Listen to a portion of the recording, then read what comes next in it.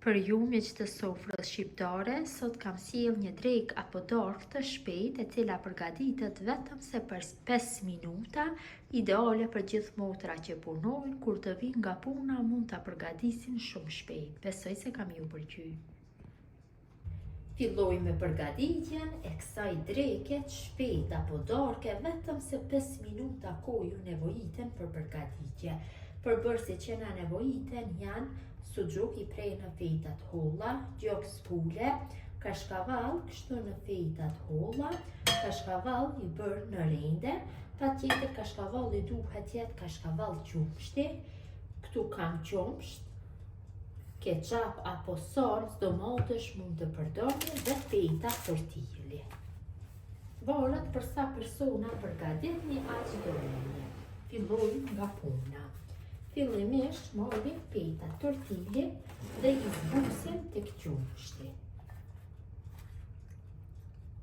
Ju largojmë gjithë qumshtin.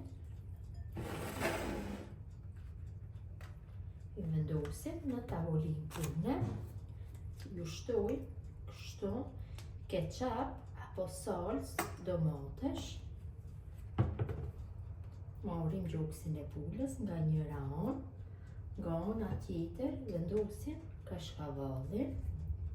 Hedhim në pak spec të shtypur, pra na duhet spec i shtypur dhe oregano, si meleza. Bëjmë palosjen në dyshe.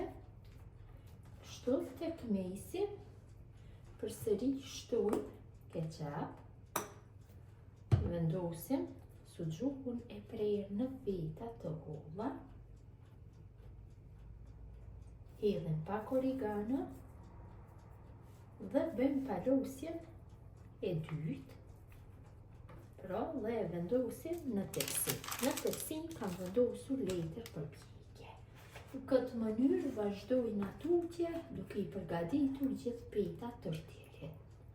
Unë jam duke i përgatitur ta 4 copë, tamam janë për 2 persona. Qofse përgatitni më shumë, vetëm se shtoni masat e fetave tortilli dhe gjithë përbërësve tjerë.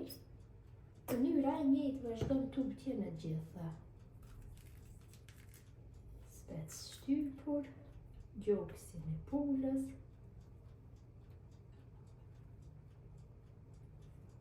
kashkavallin, bëjmë palosjen, ketchup.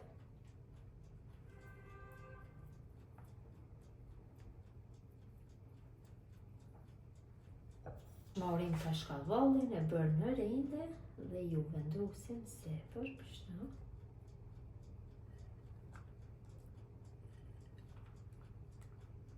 Kam zë furrën në temperaturë 250 gradë dhe në temperaturë do e pjeki nga 8 ose 10 minuta. E kam largu nga furra, e lajm pak që të ftohet dhe është gati për konsumim. Ta largojmë dhe ta shihni se si ka dalë. Shihni në mbrëmësi, si duket. Ja dhe si duket. Besoj si u ka pëlqyer motra dashura mënyra se si përgatis unë këtë drekë apo darkë të shpejtë.